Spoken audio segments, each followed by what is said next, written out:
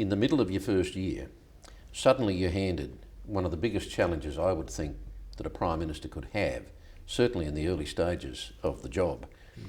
The explosive issue of the High Court ruling on Mabo, in the Mabo case, which had enormous implications, both symbolically and legally. Now, what was your immediate reaction to that? Well, I put a statement out saying I welcome the Mabo decision, and I thought it was a chance to turn a new page in the country's relationship with its Indigenous population. I saw that, I believed that, and of course I acted with all speed to take the advantage of the High Court decision. Your Redfern speech, just weeks from the '93 election, is now regarded as a landmark speech, a landmark moment in Australian history. Did you have a sense of history as you made that Redfern speech? In the office I'd always say, look, we'll never do any good in this thing with them until we own up to it all, until we tell the truth of it all, you know. And so it was the Year of Indigenous People. 1992 was the celebration of the Year of Indigenous People under the UN auspices. And so this was the speech on the day.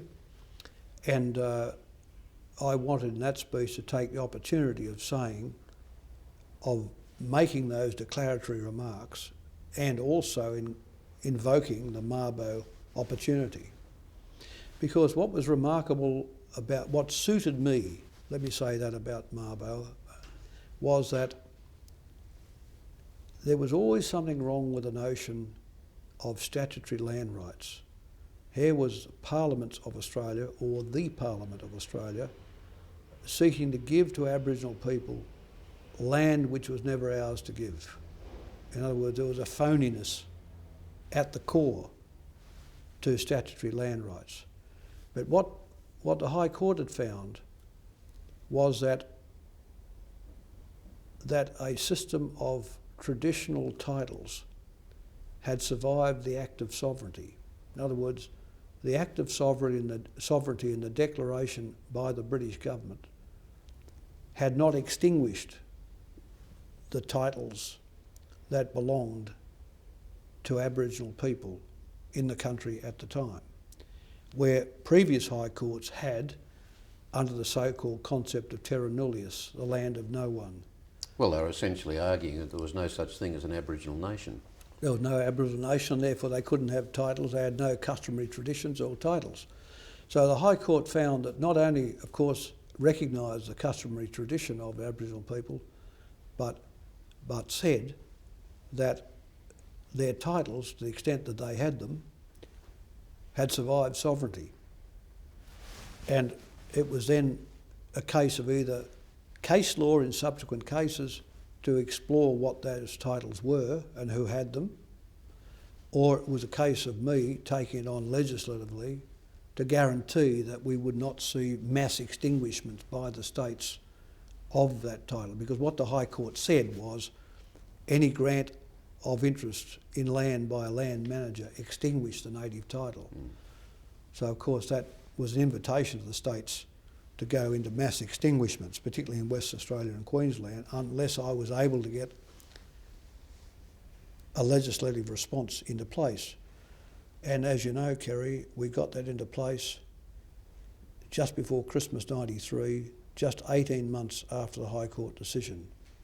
And it was, you know, a massive undertaking. The Melbourne Herald Sun described the Redfern speech as an emotional speech. Did you feel the emotion of that moment? It didn't sound to me like an emotional speech. Yeah. It was very carefully delivered. Yeah, but it was. It had the power-packed words in it.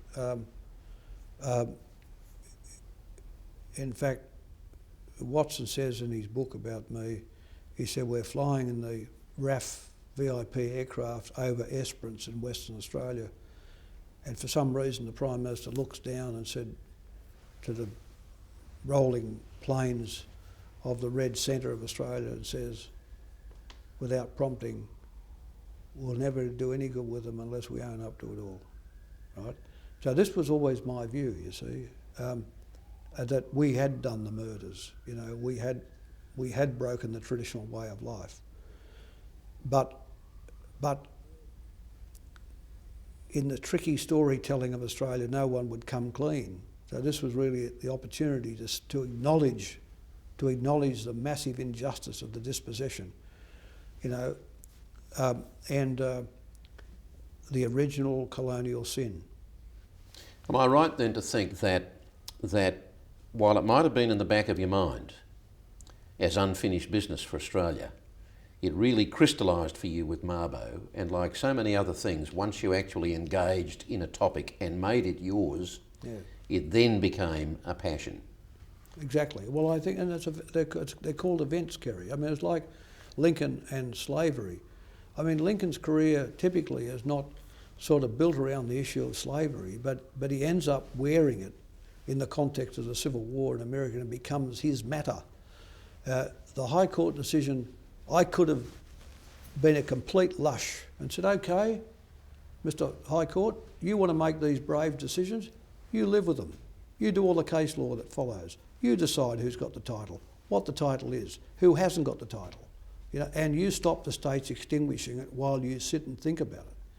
I didn't do that. I didn't leave the High Court hanging on a limb, hanging outside. I embraced the High Court and built the great body of corporate and cultural law, so that we actually we could say what the title was, who had it, who could get it, how you would get it, and how it would be protected.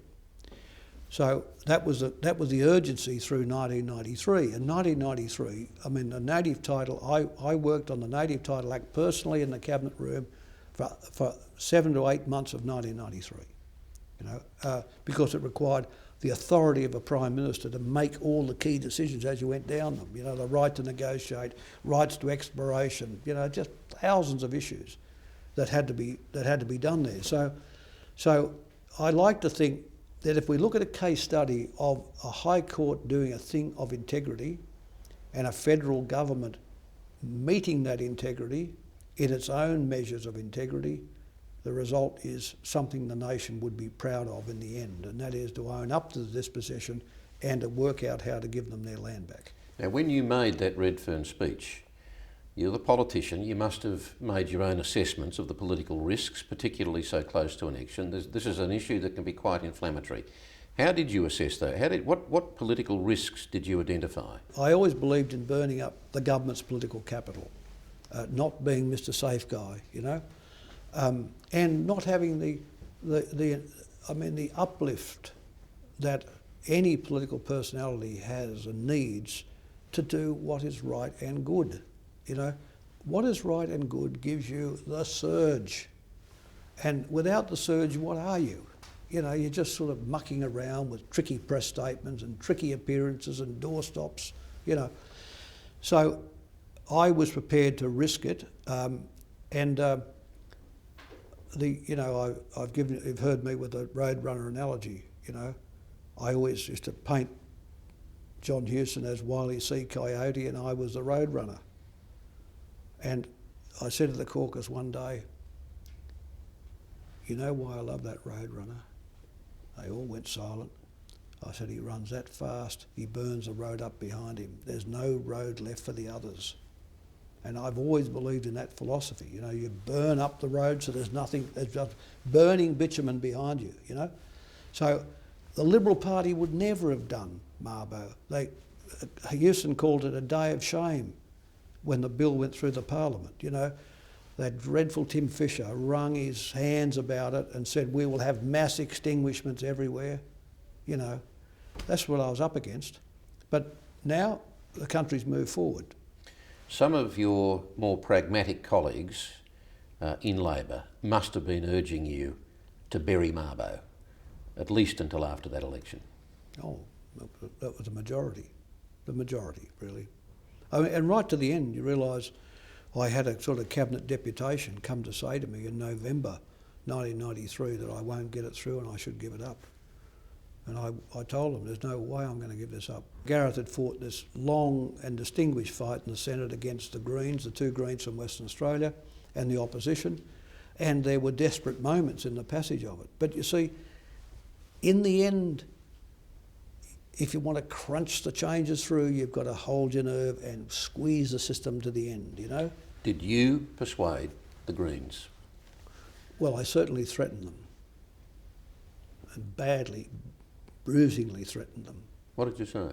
Oh, I said I'd come to Western Australia and campaign against them for their scant regard for Aboriginal justice, and for their view that they knew better. I said, you know, this is a classic Whitey's view. We know better.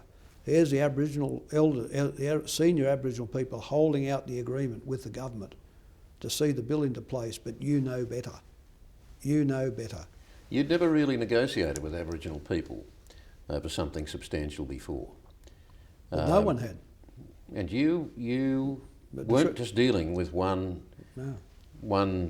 clearly definable leadership of the Aboriginal nation. There was no such thing. No, that's true. How did you approach that negotiation, and how sharp was your learning curve? There is no parliament of Aboriginal people in Australia. And so when they came to see me with the 10-point plan about Mabo, broadly the land councils, I said, look, I will negotiate with you, but you don't know how to negotiate. What you have are these bald claims. And if we don't accept all the claims, we're sort of racist, you know? Whereas when you negotiate, you hang on to the things which are centrally important to you, and you give up some things that are not centrally important to you, right? In other words, there is a negotiation. But have you the courage to negotiate?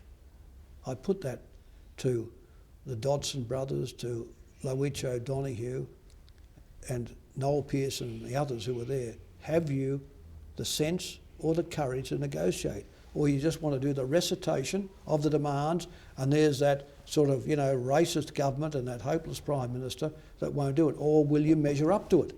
So you were challenging them to learn and to be flexible and to change. Yeah. What were they teaching you? What did you learn from that experience?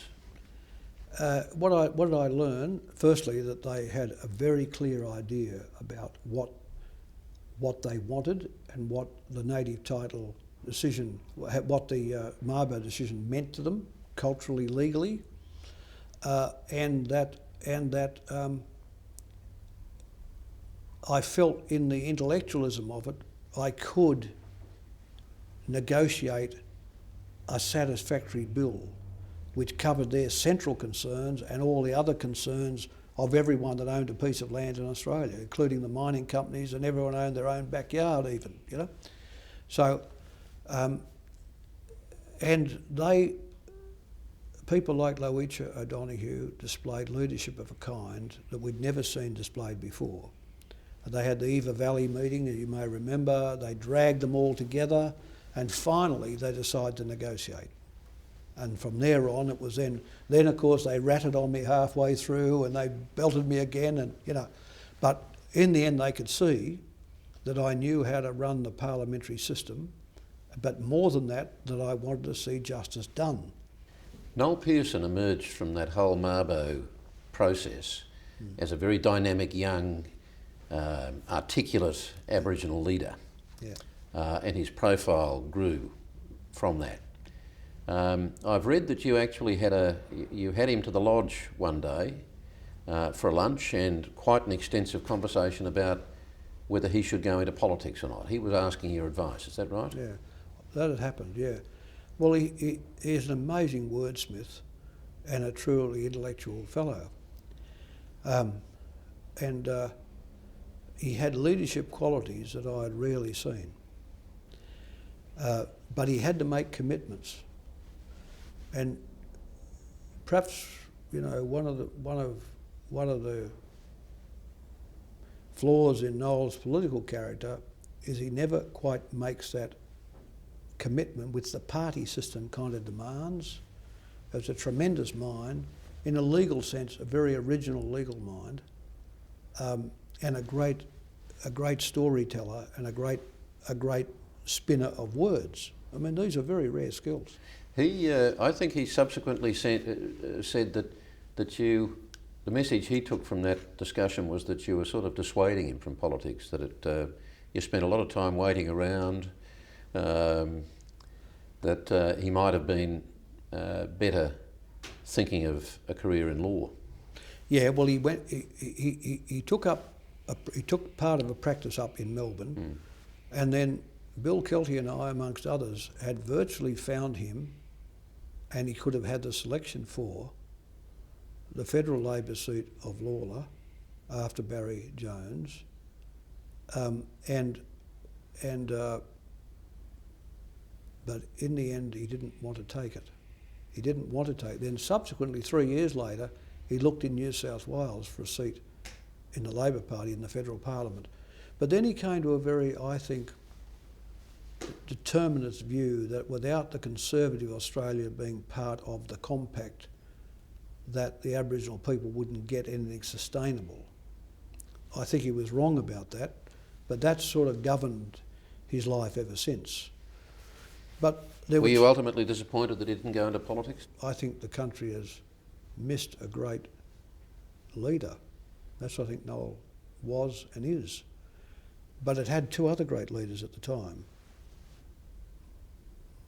Lowitja O'Donoghue and David Ross.